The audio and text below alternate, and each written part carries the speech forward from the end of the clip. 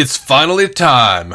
We have seen Star Trek Prodigy Season 2, and we're getting spoilery and talking all about it right after these unheard cries of forgotten, newly non-existent background characters.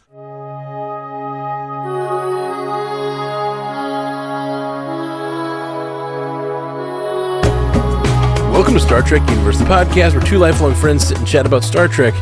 Today we're talking Prodigy. My name's Matthew Carroll. I am David C. Robertson. How you doing, Dave? I'm okay. I will admit I can scarcely think of a more horrifying endgame for myself than just never having existed at all. Yeah, it's pretty horrifying for sure, and it happens to a few. There are a few like non-pulled punches in this show where characters die, characters get erased from time.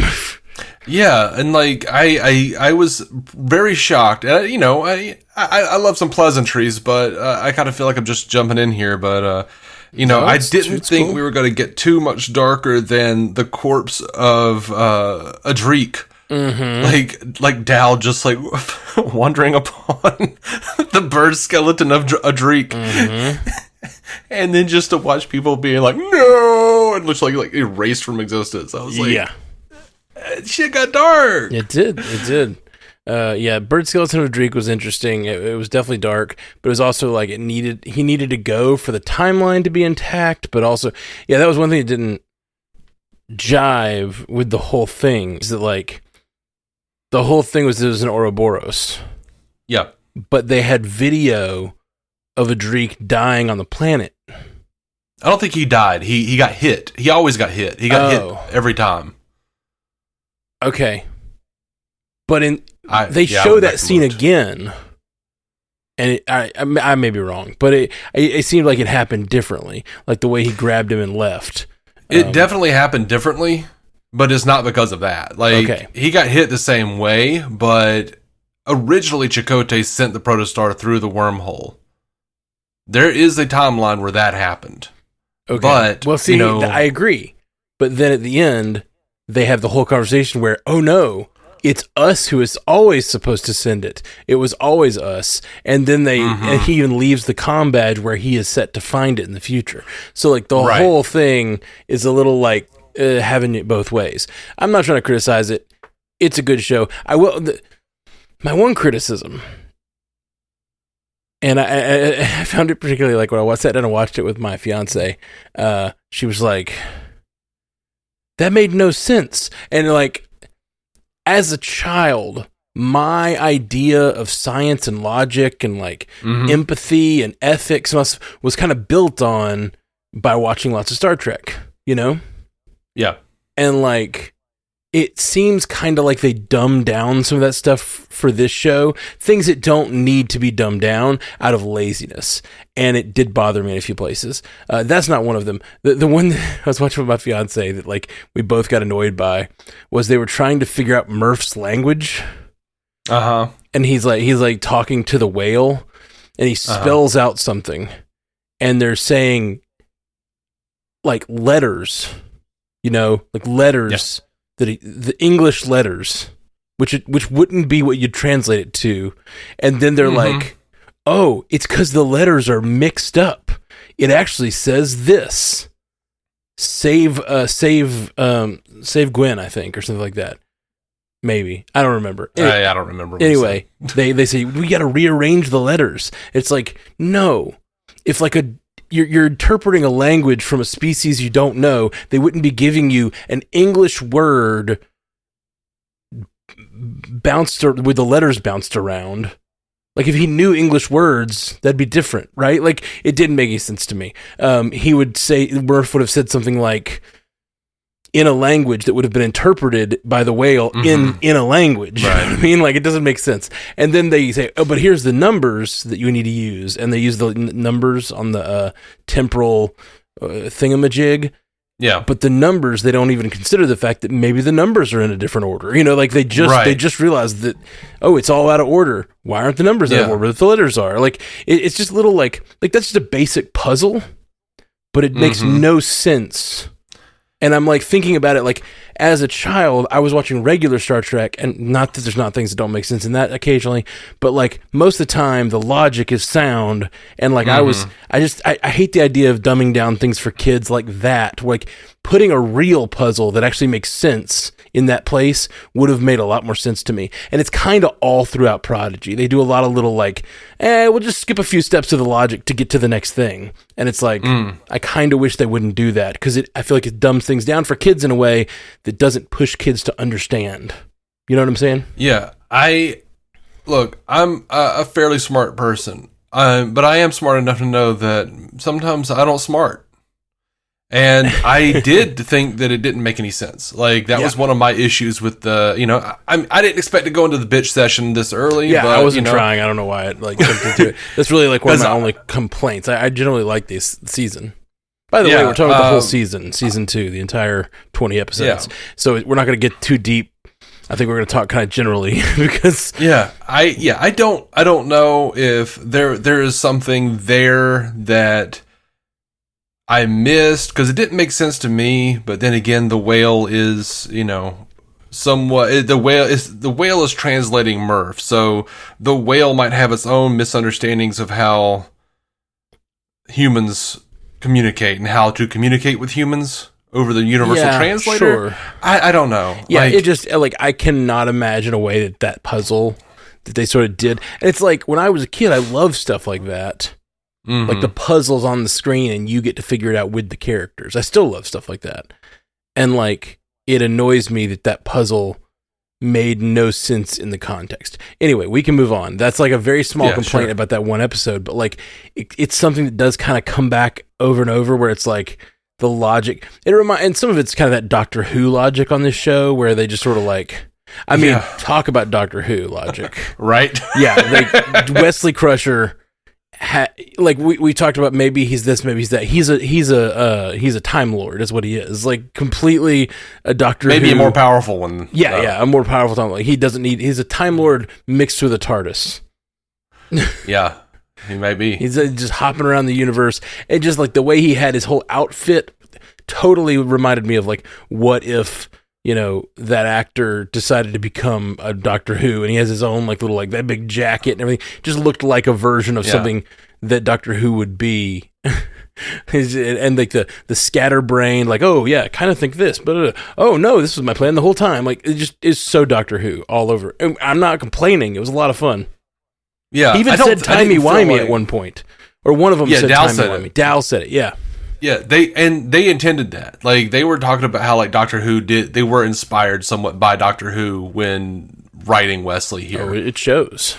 But I loved, and honestly in my notes I had Wesley structured way the hell down because that's going to be the whole show.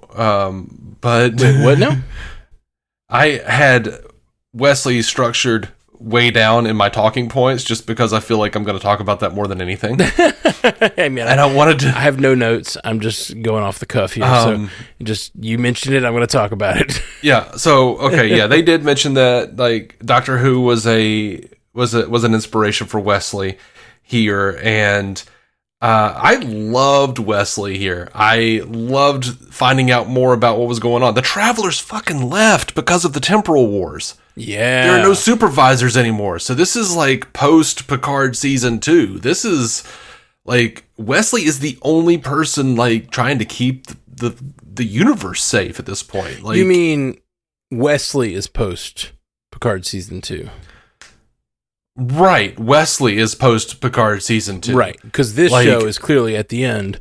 Right. Like whatever, 30 years before Picard. Or, I don't know. I forget how long he was out of the game. Well, at the end of the season, the synths attack Mars. Yeah. I forget how long he was, but since he resigned his commission. The beginning of Picard, and then there's like a 10 or 15, 20-year gap. Yeah, it's something crazy like that. But to Wesley, it is post Picard season 2. Because, he went and got What's-Her-Face, not Soji, but the next version of Soji, whatever it was, or the previous version of Soji. Daj. Or was it, wait, was it, or because there was Daj and Soji, and then there was another one. Anyway, you know what I mean. You guys out there know what I'm talking about. Yeah. He made her a supervisor, right? Was that who he made a supervisor? I really legit don't remember that. Oh, it's been a while. Like, Wesley showed up at the end of Picard season 2, grabbed Brent Spiner's daughter, and said, you know, we need a fucking supervisor. Oh, right. No, it wasn't go do that. Daj or Soji then. Sorry, I thought you just meant, yeah, I don't remember. No. I don't remember her name at all. Yeah, I don't either. But, so he goes and does that. But now we're post all that. All of those cats have left the universe because of the temporal wars. Mm-hmm. That's crazy to me. Yeah. He is the last Time Lord now. Yeah. Well, and that was another thing that made me think of, like, you know, in Doctor Who, the Doctor is like, he is the last of his kind after a big war between two time traveling races, and it's like, okay, so after the temporal war, you're the last of your kind. Okay, like that's a little too on the nose.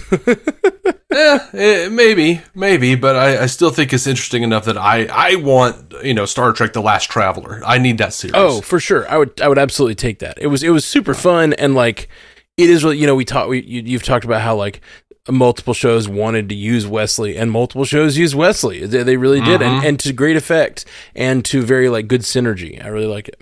Yeah, and they absolutely hung out in Gary Seven's office from the original series episode Assignment Earth. Well, no, it wasn't. It was they say it's a training facility for supervisors. Yeah. So it was on his ziggurat or whatever it was. Right, but I mean, it looked like it. It exactly looked like it. Yeah. Very cool. I love that quote. He had quantum timelines, alternate realities, planes of existence, take your pick. I've been to all of them. There's the Prime universe we're in right now. There's the Mirror universe, the Narada incursion. I like that name for the Kelvin verse. Yeah. I like that canon name. Fluidic space, the mycelial plane. Oh, you're not supposed to know about that. I love that he is wearing the sweater that he was wearing in Where No One Has Gone Before when he met the Traveler in TNG. Oh, season nice. 1. Nice. I didn't realize that. Yep. That's really fun. I rewatched that episode, and like before the Traveler even talked, like, because Wesley is watching him like phase out of existence during that first warp run, and Wesley is like just intuiting shit and saying like, oh, so time and space and thought are all connected. They're not separate like we think they are. And the Traveler's like, dude, stop saying that shit. You're not supposed to know that. Like, he doesn't even tell him. And then an ailing Traveler pulls Picard aside, sends everyone out of the room and tells Picard, you have to push him. You have to like encourage him because he's one of us. He knows shit. He intuits stuff that he's not supposed to know, and he's going to be something great. So it makes so much. That's the episode. That's the same episode where after they get home, Picard brings Wesley on the bridge where he's not supposed to go, and he's like, "Oh yeah, I did say only officers. Well, I mean, I guess I can give you a field commission." And it's so nice to have Wesley here on this show because he was the first Prodigy. Yeah. And to have like Janeway doing the same thing with these kids, like the field commission for them, yeah. Giving them field commissions, even up to ensigns, and putting them on a ship. It's because like not only that, but later on Picard does the same thing with Wesley after he doesn't get into the academy. Or he misses his oral examination or something. And Picard's just like, it's not your fault. I'm looking at your record. Screw that. Full field commission. I can't make you wait on this shit. Like, so like, for anyone out there complaining that like that is unrealistic, that's tons of precedent in the Star Trek universe. Like the unrealistic part for me is that they gave them a ship and sent them off by themselves with just a hologram, which they say it's a pilot program. I convinced them to do, like you're going to decommission anyway. These guys aren't even Starfleet. Like the Academy shut down. Like I understand the logic of how she could have convinced them, but also, sure. I mean, I'm really not trying to yuck the yum of this show. But I do see like the sort of glaring big leaps it's taking. They caused a lot of the trouble in this season, which obviously in the end it's all like a loop and a big Ouroboros. It all makes sense, but like they stole the ship, got reprimanded for it, stole it again in a much bigger way on purpose, and then went to the future, messed up the timeline, caused all this craziness, and I just feel like I like it's the conversation we have all the time when people do like really out of the command, like sort of out of the chain of command actions. It happens a lot on Star Trek, and no one's ever punished for it. You know what I mean? Like, it's very rare for someone to actually be punished because, hey, it all worked out. But like, no, it's still like an organization that has to have some sense of structure and command, you know? And so to not only be like, stick around, like that would, I feel like that's like, you almost destroyed the universe because you didn't listen. Like you went on a mission and almost destroyed the universe. Sure, it all worked out, but like, it's because you stole a ship. It doesn't feel like that would be the kind of thing that everyone would be like, I guess it's cool. Just go have your own ship and do more fun things. Oh no, and you know, a lot of Star Trek goes into like, first of all, that's like a time-honored tradition of Star Trek dating back to the original series is, nah, screw the rules, I don't like that. We're going to do something different because this is what's right. Oh, I know. And then there's always the asshole who doesn't want to do it.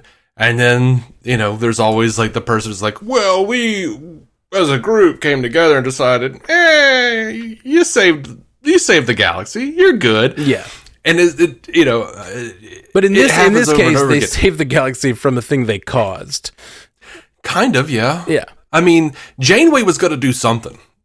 I mean, in that alternate reality, but she was going to wait the 48 hours or whatever, and then they jumped in and took off and did it. Yeah, I don't know. Actually, no, she wasn't. They were trying to destroy the ship. They had decided not to. They listened to Jellicoe, and they were sending the ship to destroy it, and that's when they beamed onto it and stole it. Yeah. Okay. And so like their travels, they would have never gotten Chakotay back. So I understand why. Like, well, I was talking about the alternate reality where she took the Infinity into the wormhole. Oh, that's right. There is that alternate reality. I remember now. Like, but it's just referenced. We don't ever see that alternate reality. Yeah. Yeah. Well, we do, but they show up and the Doctor's like, Admiral Janeway, what are you talking about? Like, yeah. You're talking about the ones where they go down the different decks or different realities. Yeah, into the different realities, yeah. Yeah. There are all these little, like, I don't know, like, I wanted definitions, like, with variations of the prime timeline, like, if you just do, like, small alterings, would that be considered quantum timelines? And then, like, if you actually, like, change something and it doesn't get fixed, that branches off into alternate realities. Right. Yeah, they don't do a very good job of giving us all those answers for sure. I don't think it's wise to. Yeah, I don't either. And I think if it's going to be done, it's probably doesn't need to be done here.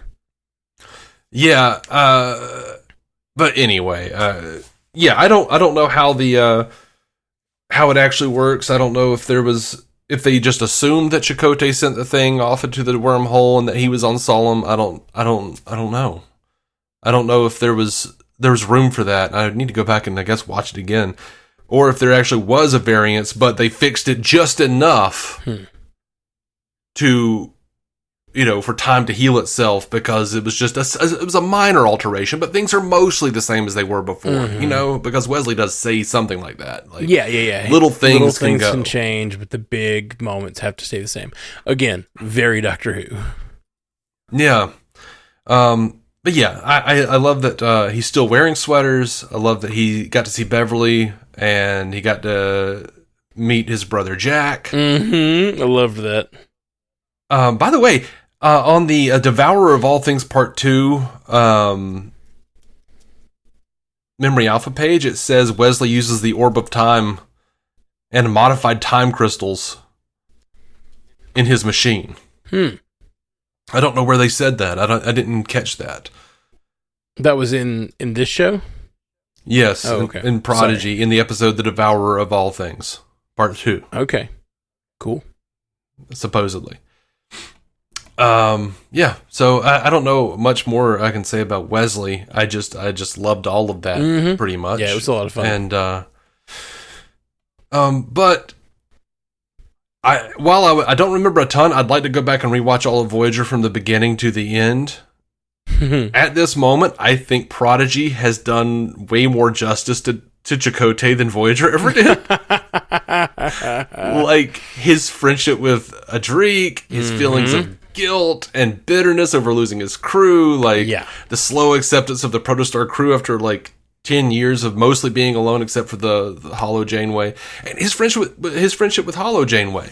Then they let him be captain of the Voyager at the end. Like, to me, that is like, I'll be damned. You gave him more character development in one season of Prodigy than he ever got in Voyager. Absolutely. I completely agree. And it's a result of just a different time in television making. You know, Voyager was at a time when, the suits at Star Trek were still pushing back on the DS9 era of like, hey, look at this overarching storylines where they're changing characters. And then suddenly now it's, 20 years later, and every show does that. Every show is about what is the overarching story going to be, and especially a show like this where it's like you're going to watch 20 episodes in fast succession. You got to have an overarching story, and this one was like the episodes were episodes. It was episodic enough to that each one felt like it had an arc. It was really well done. The balance between episodic and serialized was really well done.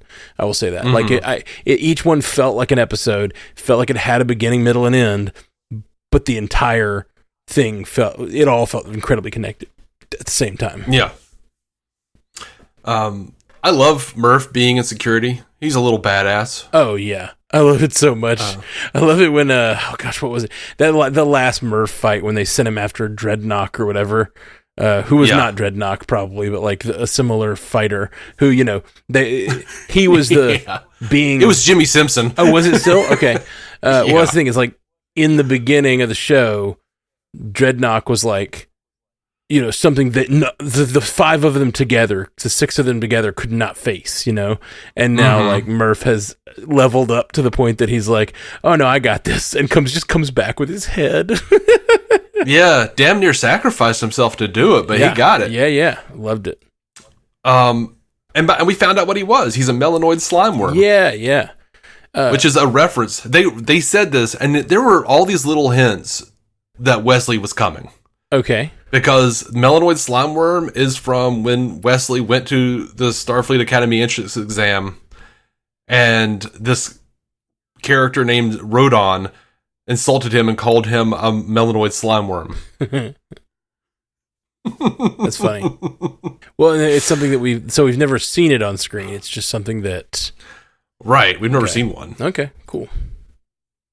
I thought good arcs for Dal and Gwen and Zero. Everybody had a great arc. Yeah, for the most part, except for Rock Talk. I'm trying to think. Where Rock Talk had a very like basic concept of like, it's you got to learn to embrace your mistakes, which is like, and that was like an episode. But then he went on to reference it over and over and over throughout the entirety of the series. Yeah, I mean, to be fair, Rock Talk got a little more than her fair share in the first season, I thought. Mm-hmm. So, where other people kind of faltered. Sure. But whatever. I loved the Dal bit, and I knew it was going to be a different context than he was expecting when he saw his future. And he was like, I was never supposed to have that chair, or whatever he said. Or I'm not supposed to have that chair. And then it's him giving it to Gwen at the end of the show. It's not a bad thing. It's a happy thing. Oh, yeah. No, I never thought it was going to be necessarily a bad thing. It just... But he did. He said it was a future he didn't want. Not necessarily that it was a bad thing, but just that, like, he didn't want to give in to that because his whole desire has been to be a captain the whole time. Mm-hmm. I mean, by the way, they did say that this that was actually flirtation between Hollow Janeway and the Doctor. Yeah, of course it was. I loved it. Which is a little weird to me. Like, the Doctor's going to get down with a hologram of his captain from, like, 20 years ago. That's it's a little weird. Hey. It's a little weird. That hologram has had her own rich life at this point. That's true. That's true. She I'm not saying it's, an issue with her. I'm saying it's a little weird for him. A little bit.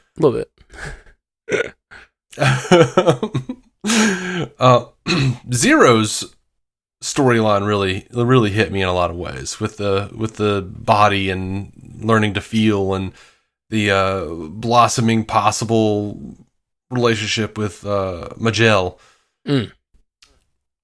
I liked all of that. I thought that was really strong stuff. Yeah, absolutely. And I love that her name is a reference to Majel Barrett. I love that her hair is black and white, and the producers did say that was to insinuate that she is of T'Pau's bloodline. Because T'Pau in the original series, the old woman who was over the Amok Time ceremony, the Pond Farm, gotcha. She had black hair with white stripes. Huh. Yep. That is cool. I dig it. Little nods.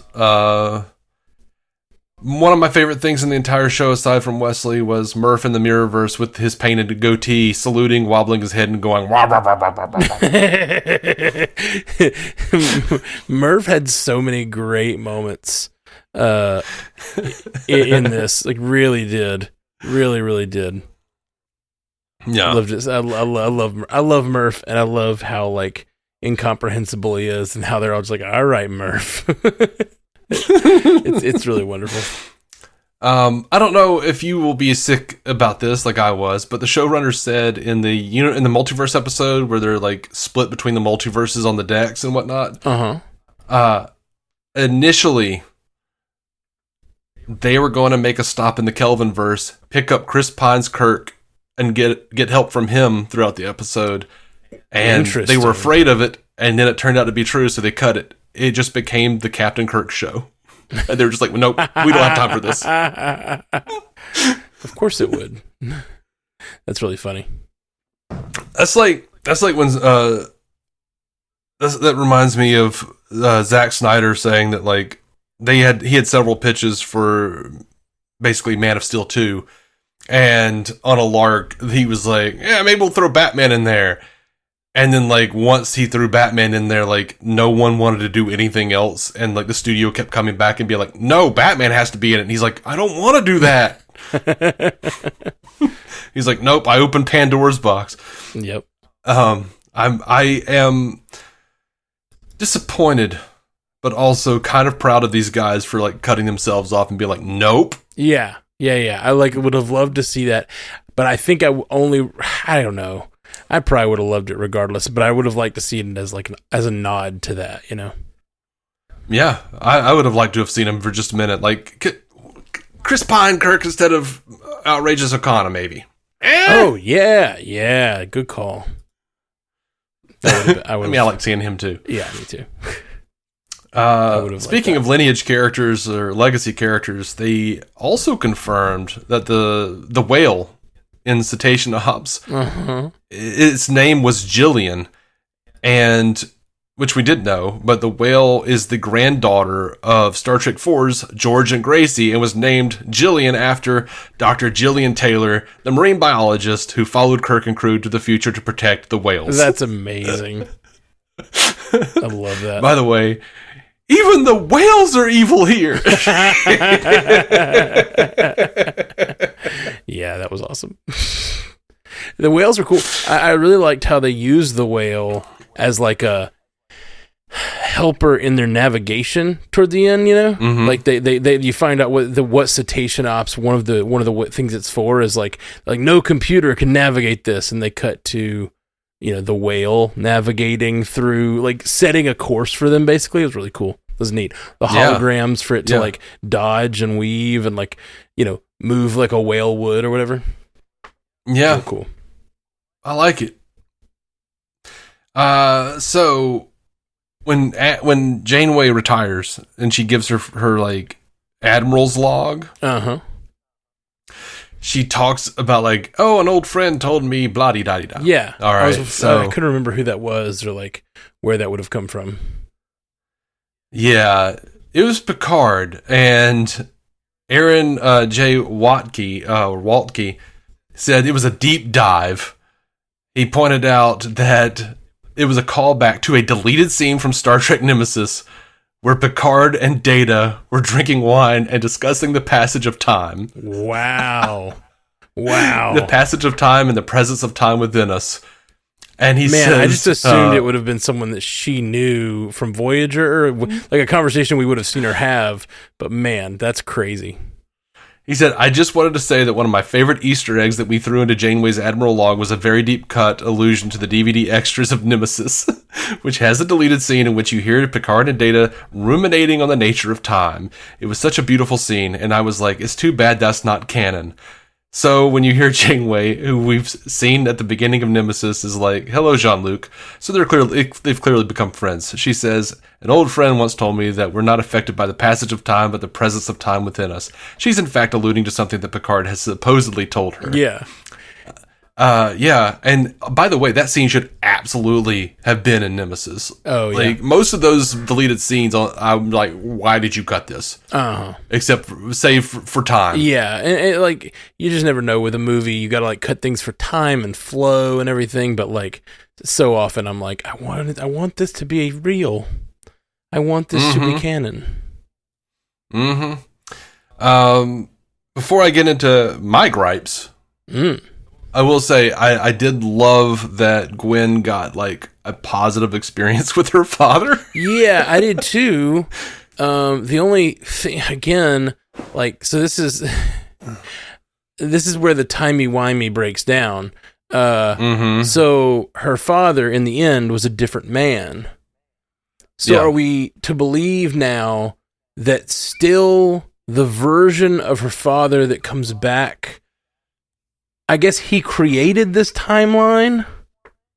Like, his travel was the first. Like, his travel. Well, I guess the protostars travel back. Then his following of the protostar and all that enslaving of all those people on the planet Tars Lamora. Like, I guess that's what that's the incursion that created this timeline, and that is what we've seen playing out. Is this timeline that he created? So now.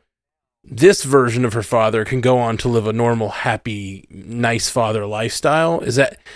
I guess that's what we're supposed to take from that. I guess maybe, or maybe something always happens to turn him into the version of him that he is. Sure. But that's just a much darker. Like, they don't do anything to allude to that. I kept thinking, like, throughout the episode, I kept thinking, like, okay, no, it can't be that version of him though, because that version of him was so.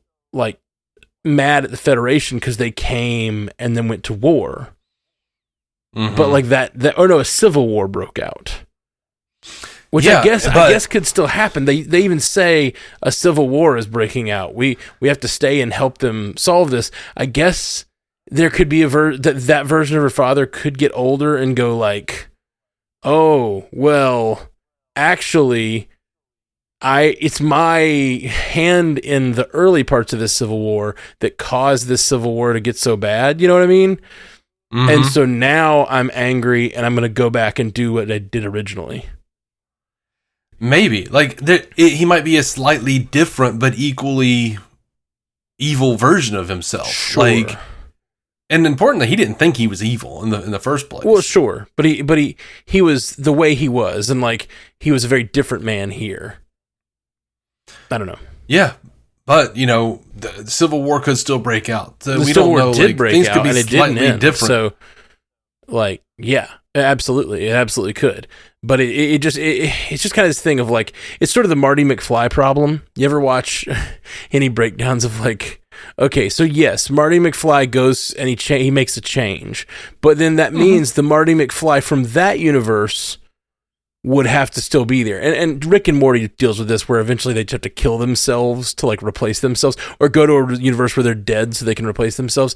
The logic of Back to the Future kind of falls on this thing where it's like, okay, this Marty McFly goes to this universe, but that means the other Marty McFly from that universe had to also leave. And where did he go? Like, he must have ended up somewhere else. And then the next Marty McFly would have to end up somewhere else, or eventually there's just two Marty McFlys in one universe. It's a whole thing. Right. Well, there's that theory. Like, I think it's like Everett Wheeler's theory. It talks about like if you were to go back in time, you would just by existing in that time, you would create a very slightly different, separate world line, and wherever, to make sure that this happened, there was to be another universe version of you that slipped into that universe, and like it's just never ending. Like there's an infinite number of these realities that are almost exactly the same, but there's always somebody slipping in, taking the place, and the differences are so small they wouldn't really notice much of a difference, if I understand it correctly. But this is all horseshit anyway, obviously. Yeah, obviously. I just like the logic of the show to make sense. And so when I see, he keeps slipping into another universe or whatever, or he slipped into this universe, which created this spin-off universe. So if we're to believe, it either has to close the loop or it doesn't. And I guess that's what I'm saying with this show, sort of like having its cake and eating it too, where like it wants to close the loop because it has that whole thing about, it was always us. We're going to be the ones to create our timeline. And the whole like leaving the badge right where he needed to find it. But also, my father is a different man now, and it doesn't seem to be pointing towards that same future. And it seems like they still have hope that they're going to save the Valnicott. Yeah. Of course, you could be super lazy about it, but also kind of whimsical, and go back to like the Traveler when he's telling Picard and the asshole he was running around with in his first episode, who thought he was the guy doing everything. He's like, oh yeah, you could just think shit and it'll be different. Like you could just think that's how it works. Time, space, thought, it all works together. And they're just thinking stuff and it's appearing because you guys haven't figured out yet that thought is like the biggest thing and the most important thing to reality. And the guy says, you're not talking about science, you're talking about magic. And the Traveler just laughs at him and goes, you would think that, wouldn't you? Like, if Wesley or the kids or the combination of the group wants it bad enough, like I guess they could fix the timeline in certain regards using thought and make it such an it's such a small hiccup in the timeline that it wouldn't matter. The Loom weren't going to come knocking on the door. Right. Yeah. So like, now Chakotay, he did originally do this, and originally this did happen, but Solom's not that big of a deal in the grand scheme of things, and maybe they still do have a civil war. Obviously, something happens to make this guy an asshole later. Something happens By the way, to make this the same. I brought Prodigy up on the MCU cast this week. Have you seen Loki season 2 yet? No. Oh, okay. Well, I will just say that it has a major plot line that involves the Loom, like a temporal device they call the Loom that keeps keeps timelines stitched together. And so when this was they were introduced here as the Loom, I was like, oh, interesting. I wonder if that was like, I wonder if they had seen Loki by this point, or probably not though, because it would have been. Yeah. It would have been. This was written a long, long time ago. I did see several people bitching that no one was going to understand that this was animation and had to have been written well before Loki was, even though it came out a while ago. Right. But I don't. Well, I don't know. The only caveat to that, it definitely was written before Loki came out. Now, whether they may have both had the same source, the idea may have come from someone else or something. But. I mean, all of this is old hat sci-fi anyway. Yeah. I just thought the Loom, it being called, and the Loom on that is a very different thing than the Loom here. Absolutely. In that they're trying to repair the temporal Loom, and here the Loom is coming after them to kill them.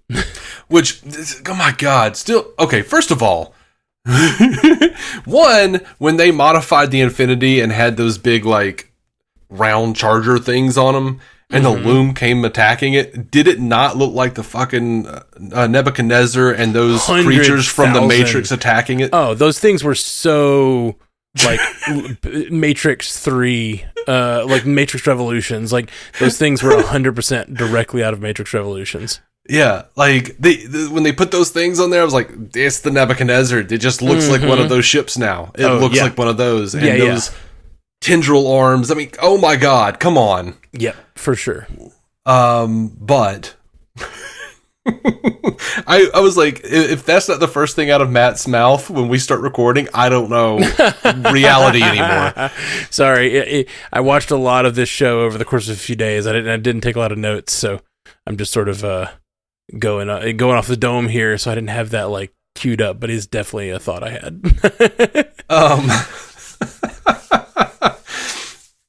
I can't remember what the second part of my thought was now. Nebuchadnezzar? No. I've moved on from the Matrix. I'll tell you this. More than any kind of, like, time travel's tricky, and I can kind of justify any kind of weird bullshit away. Mm. Oh, here's what I was going to say. Even now with the loom, I really want some sort of Traveler show, because I want to know about the temporal war and why the loom weren't trying to destroy reality then. Yeah, during the temporal war. Sure, and maybe they were. It's just I think about all these different, especially the Flash. The Flash has those time wraiths. Yeah, I'm assuming that's from comics, not just the CW show. It's a modified version, but modified version. Okay. Well, I just imagine there's a lot of time travel shows where, like, when time travel begins, these like creatures of some sort are after you, you know. And clearly, it's not the first time, like the Traveler has dealt with, you know, Wesley as a Traveler has dealt with them. So, like, I assume maybe it's like a thing where they're always after you during these temporal wars. You know, it's like it's always like a thing where, you know, if we get too far off this timeline, we're gonna, you know, draw the ire of the loom. Mm-hmm. Yeah. Which, by the way, the loom just reminded me, what were those wraith-like creatures in Doctor Who? When Rose went back in time and was trying to save her father from getting killed? I don't remember. That was still Eccleston.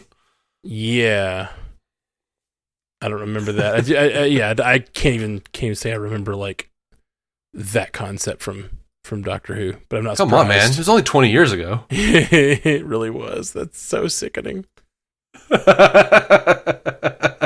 Yeah, I might die tonight.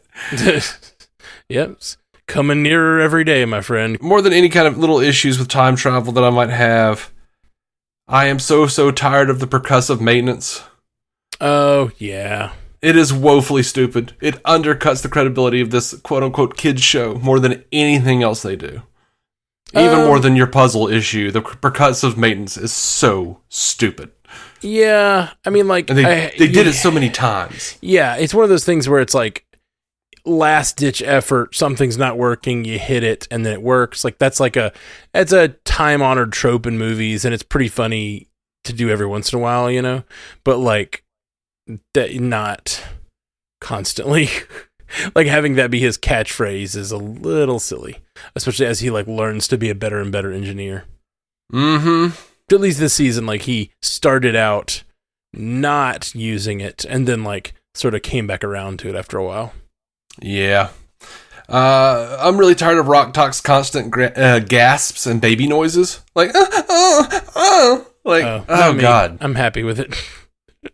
Yeah, I know. I feel like Rock Talk can do no wrong for you. Yeah, he is, and they did it in this episode. They re-showed that scene of Rock Talk first talking, you know, or whatever. I don't know if they actually got to the first talking, but him picking up the comm badge and everything, and like that is what sold me on this show. Like the emotional beat of Rock Talk hasn't been able to talk to anyone, has a completely this like view of him is so wrong. Like nobody sees him for who he is. I think she's a she. It is a she. But like Rock Talk is a she. But that's my point. My point is that she looks like a big monster, and everyone thinks she looks like a big monster. And then when she speaks, and you realize it's a young girl, it's like, oh.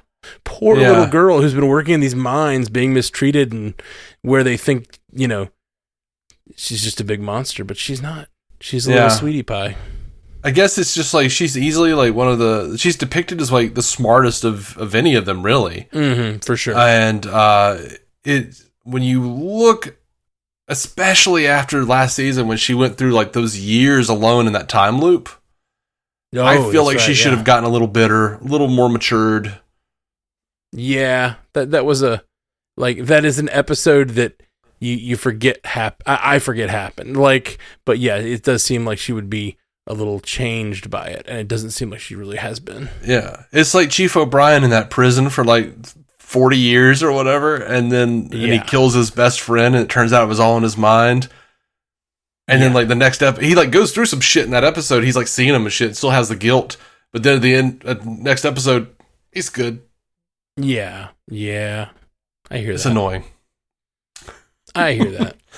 Which, by the way, my wife threw on Pluto TV onto the DS9 channel the other night, and I wound up just like, they were right at the end of season 5, as like the Dominion was trying to get the Bajor to sign a non-aggression pact with them, and it was just so good. And like the very next episode is like when the Cardassians come in and they're like trying to put mines in the wormhole so the Dominion can't come through, and the Dominion takes back the station and leaves the ball. I love that so much. That's such a great episode.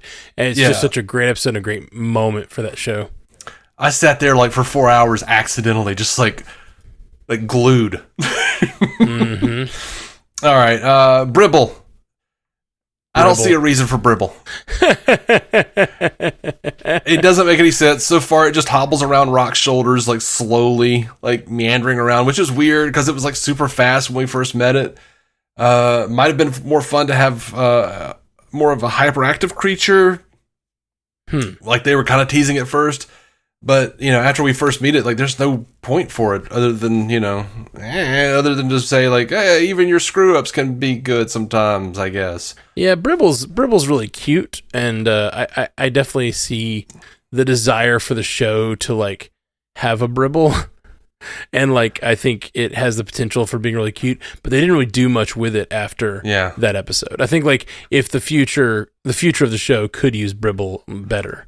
They already have Bribble. It's called, half of the characters are Bribble. Yeah, well, I mean, that's just the nature of the show. Yeah, Murph is definitely a Bribble. I mean, yeah. But they're all kind of Bribble-esque, and they're all kind of have their own thing going for them. And I think they just, if they had used Bribble more, or if Bribble had a little, development or something, like I think agency. But that's Bribble at this point is just a pet, and that's all we know about Bribble so far. Yeah, it's a Brickgar Tribble. A what? That's why it's Bribble, because it's Brickgar, which is Rocktox species, right? And it's a Tribble. Yeah. All right, my last big bitch. The doctor said I'm a doctor, not a blank. Too many times. So many times. Oh my gosh. He said it 12 times over 7 seasons of Voyager. And he said it 4 times in 1 season of Prodigy. Wow, is that all? It felt like more than that. It felt like almost every episode. But he was featured heavily. He used that line. But to put it more in perspective, McCoy said it 15 times over 79 episodes. Right. Like, so it's a bit much, y'all. Yeah. It's fine that he says it. He has personality engrams of Dr. McCoy. They said that is well known, but no, just no. Yeah, I'm with you. I will say that on Rotten Tomatoes, it has 100% out of 6 reviews critically, but 97% audience review out of over 100. And it's been in the top 10 around the world. Not in the U.S., but around the world, weirdly. UK and New Zealand and Germany, just Europe. I'm glad it's doing India. well. I would really love to see it. I'd really like to see it succeed and be able to make more of it. I gotta say this. I hate that it dropped all at once, and I know part of that is that we're a podcast, and I wanted to finish it so we could talk about it. So I watched 20 episodes. I just don't think like, if it weren't for this podcast, I might not make it through this. And I really like Prodigy week to week, like feeling like, hey, it's, this cool little show. It's 20 minutes long, but the kind of childlike nature of it, 20 episodes in a row, I did not do very, like, I almost didn't finish it. Like, that's not true. I was going to finish it for this show, but like, I got burnout on it. Like pretty burnt out on it pretty fast. When, like, after 10 episodes, I was like, okay. Because for one thing, I mentioned I think the episodes do a good job of having an arc, but I don't think they feel very hearty. They're not a very hearty meal. They're a meal, but not a very hearty. It's like a little snack. And each episode moves forward. It just kind of feels like you're not getting very far. And I don't know. I don't love lots of it at a time. I felt like it dragged a bit for me until about season 9 when Wesley showed up. And then it was just like bam, bam, bam. But the thing is like, I think if it hadn't been dropped all at once, I would have lost interest. Mm-hmm. If I wasn't doing a podcast, I wouldn't have probably watched it. It would have taken a while. I think I would have done better if it was like 5 episodes drop at a time or something to that effect. Yeah, maybe. Which some shows, they're starting to explore that more. On, Netflix is starting to explore that idea more, but I wish they would, because I really, when it's that much of it, I just can't. It's just too much. Yeah, but when Prodigy launched the first season last Christmas on Netflix in the U.S., it hit the top 10. Didn't do it this time, but like everything's kind of getting stomped by this kids show, Unicorn Academy. So I don't know. That's what the papers tell me. Okay. I know nothing of Unicorn Academy. Yeah. The Hagmans said they believed the show needed to do, quote, more than well to warrant a season 3 pickup, but we're hoping it might do well enough for Netflix to back a streaming movie. Importantly, though, since they have said this, Skydance and Paramount are merging. It is official now. Yeah, no, I figured we might do a news episode soon about that. I would like to hit you up to see if you want to do a news episode before we did this, because I knew it was going to take me a few days to get through it, but I got through it. I got through it. We can do it. We can do a news episode in a few days. But because I just need more time to do that prep. But from what I'm hearing, the creatives in the industry are very, very excited about this, because the CEO of Skydance is very, very creator friendly. Okay. And he's breathing a lot of life into Paramount, paying off a bunch of debts, and they're really into this idea of, like, first of all, they might be merging Paramount Plus with Max still. Okay. That they've been in talks with Warner Brothers to do like a merged bundle service kind of thing. Yeah. And because both of them are losing money, neither one of them have made money on their services yet. The other thing, though, is that, they're the CEO said that he's very interested in licensing. And, if this does pretty well on Netflix, Netflix didn't want to get rid of Star Trek in the first place. Mm-hmm. But then they were like, well, we're starting Paramount or CBS All Access. We got to do it over here. Mm-hmm. So it's very possible that everything winds back up on Netflix or other streaming services. Yeah, I think that's a good move. I think it should be. I want Star Trek to be everywhere. Mm-hmm. We've been talking about it ever since they started doing Discovery all by itself, that this was not a great move for the future of Star Trek, Yeah. But what's interesting to me, and I don't know it's interesting because I do DC on Screen. Mm-hmm. And so I'm reading stuff for HBO Max and going like, that actually might be affecting Star Trek soon. Because like recently Casey Bloys decided, we're not going to market The Penguin anymore as a Max show. It's an HBO show. It's too good. We're going to air it on HBO and on Max. Yeah. So if we get into a situation where Max and Paramount are combined, I don't know exactly how all that works, but they might actually start up a licensing agreement to air Star Trek on HBO if they think it's good enough. Sure. But I don't know. It would be interesting if they did that for sure. Mm-hmm. I mean, I'm just saying, I don't know. It's probably unlikely, but it's also a possibility. And there are always possibilities, Spock said. There are always possibilities. You want to get at this, Stu? Yeah, let's hear what Stu had to say about good old Prodigy. He sent us an email titled Prodigious. Prodigious. He says, hello. That was fantastic. Really strong follow-up to the first season that escalated things. Had a lot of forward momentum while being able to do a number of episodic-type stories and keep ongoing character arcs advancing. Maybe a little too much of characters clearly being horny for each other, but it's not made for Nickelodeon anymore.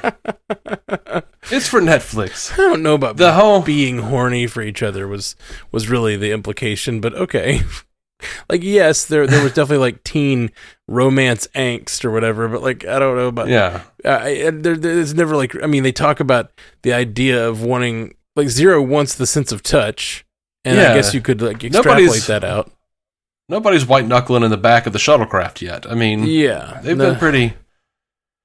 No one's like getting teen pregnant in the back of shuttlecraft. Yeah. He says, it's for Netflix, the home of sex education. And speaking of Ncuti Gatwa, they made Wesley the most blatant Doctor Who ripoff I've ever seen.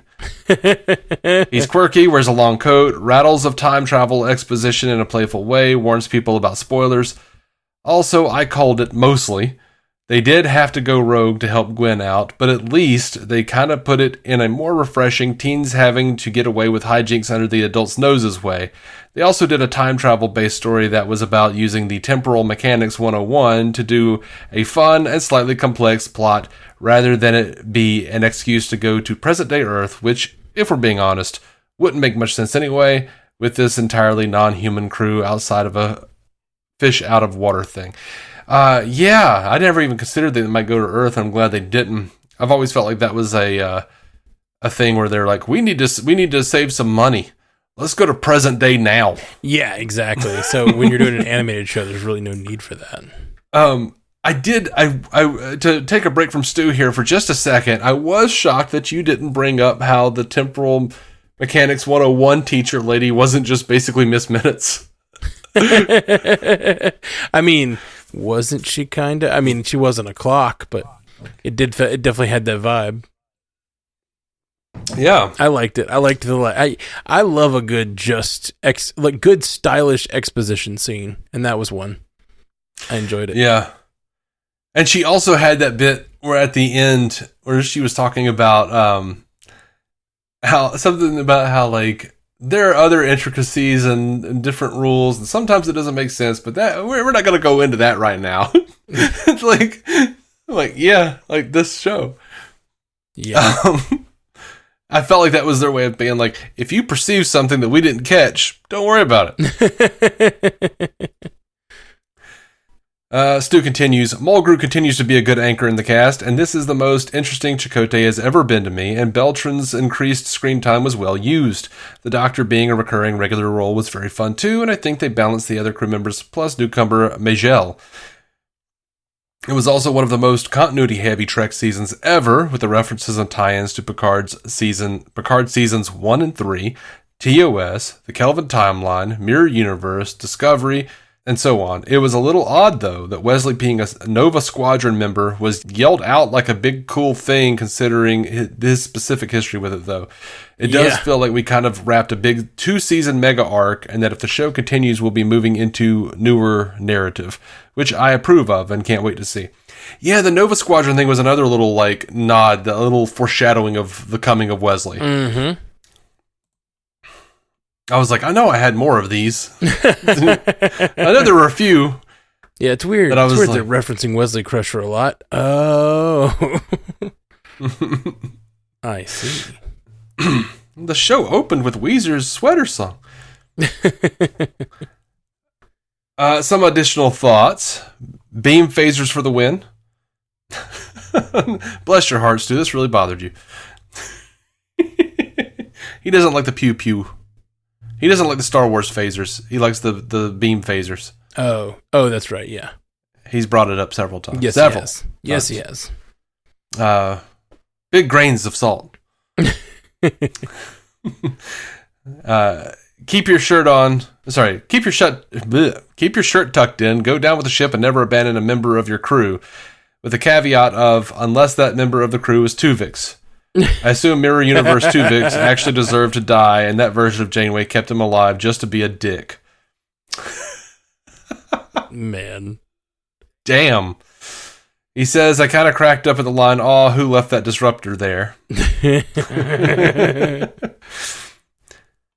It was a good riff on the evil hologram trope to throw in a doppelganger aspect and even identity crisis, with Jake and Pog being convinced he was the fake at one point.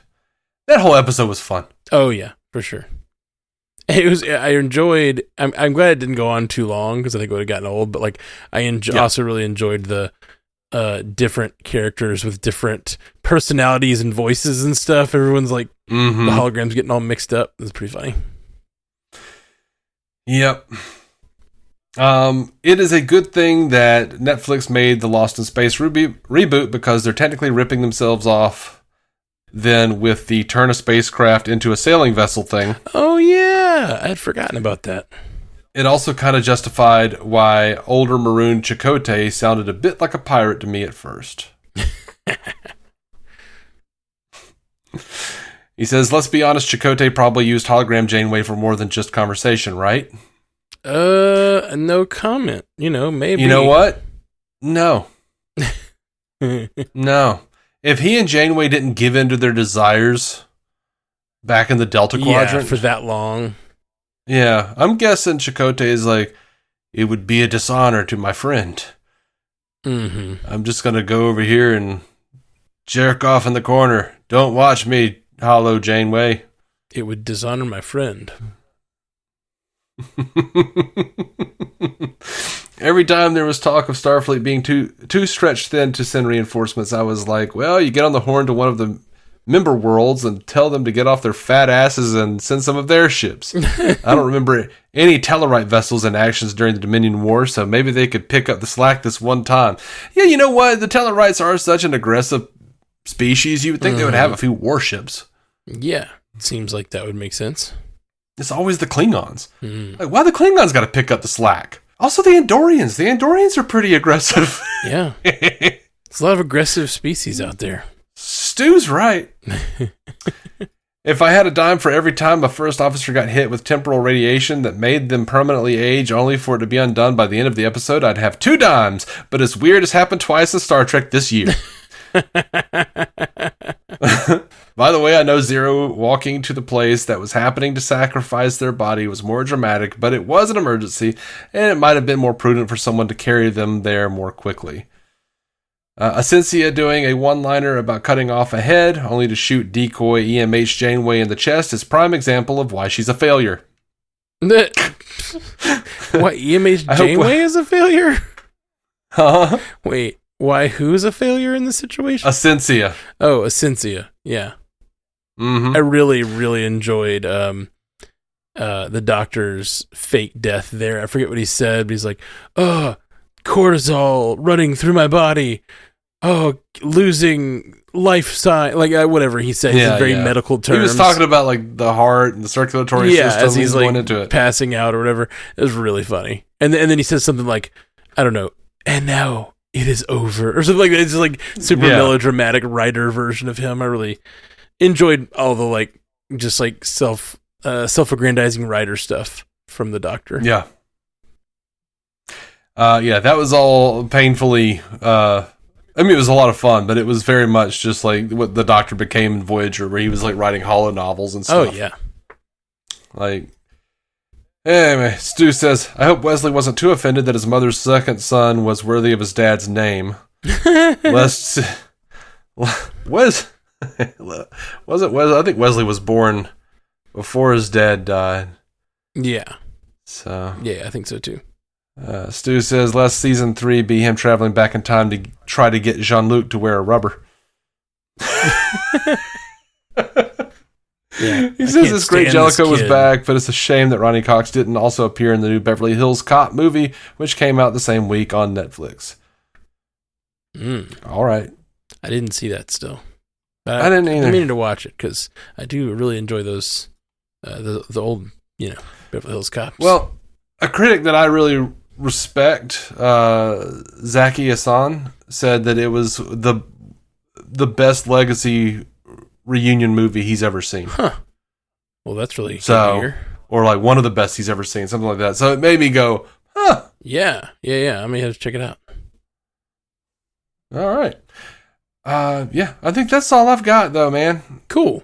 Well, I enjoyed the show. Had a good time with it. I really did. It's a good one. Good. And hopefully, thank you, Stu. Yeah. Thanks, Stu, for the feedback. But yeah, I definitely want more of the show. I would definitely enjoy it. But I don't know if we'll get it. I don't know if we'll get it. Yeah, I think this new guy coming in is the best shot we have at getting more of it. Mm-hmm. It is doing really well in the international circuit, and it's not doing bad on Netflix. Like it's trending a fair amount on social media here. It's just it's not the top 10. Yeah, as of 8 days ago. Yeah, but sometimes things could fluctuate. But yeah, but not looking good. It didn't do as well as it did when the first season dropped. Yeah, but chronologically speaking, I do think they successfully made a Prodigy season 2, TNG season 8, and Voyager season 8. Yeah, they successfully made all of that work. Yeah, for sure, and they took big swings with the characters, the legacy characters, gave them a lot of good stuff to do. So yeah, I really I was impressed for sure. And at this point, I don't care if you have to make it the same show, but I need a Wesley Crusher Doctor Who show, and I need Star Trek Legacy, and hopefully the new guy in charge understands that, because look, I'm looking forward to seeing what they're doing, but this Starfleet Academy shit, that ain't it. Yeah, who knows? That's not getting me excited. Yeah, I'm like, I haven't gotten pumped for it yet, but I don't know, the Paul Giamatti being in it. Yeah, that's kind of got me excited. Yeah, I will admit they've made some casting choices that have gotten me going. I go, oh wait, what? No, hold on. Yeah, who else was recently cast? It was Paul Giamatti and someone else big for the Holly Hunter. Holly Hunter, yeah. She's the lead. Both of those make me really excited. So I'm excited because of those two. But before that, the only thing that had me excited was girl that plays Mariner being the head or being in the writer's room. Yeah, that is cool. That's just cool. I don't know if it necessarily I have no idea what part she's responsible for writing, so who knows what I think of her as a writer, but I really do. Yeah, it's cool that they got her in there. So I don't know how you want to handle it. We do have some news to talk about, but we have Comic-Con coming up, and they will be there. Yeah. They're doing a 90-minute panel. That's just a few weeks away. Yeah, I think we should do a news episode before then because we've got a lot going on. Okay. But especially with the merger, I don't know, you seem to have takes on it, and I definitely think I'd like to hear about what's going on. So, yeah, sure. Let's do it. We'll do that, I guess, in a few days. And then we'll be back when Comic-Con with another news episode. Yeah. I'll try to hell hack you. What? I'll try to hell hack you. Oh, okay. I'll give it a couple days and I'll be like, hey man, when do you want to do news? Oh, I'm in. We'll both forget. Oh, sure. That's we a week passes us by and we're like, shit. Yeah, that's fair. That's fair. I'll try to hell hack you is what I'm saying. Love it. Well, all right. Well, we'll be back soon with more Star Trek podcasts. I mean, this isn't Star Trek; it's a Star Trek podcast. Just wanted to be clear. Jolan True. Live long and prosper. Thank you for listening to the Star Trek Universe Podcast, a Stranded Panda production. If you'd like to hear more from David C. Robertson, check out the DC On Screen podcast or maladjusted.tv for his web videos. If you'd like to hear more from Matthew Carroll, check out the Marvel Cinematic Universe podcast or listen to his music. Just search for Matthew Carroll anywhere you get music.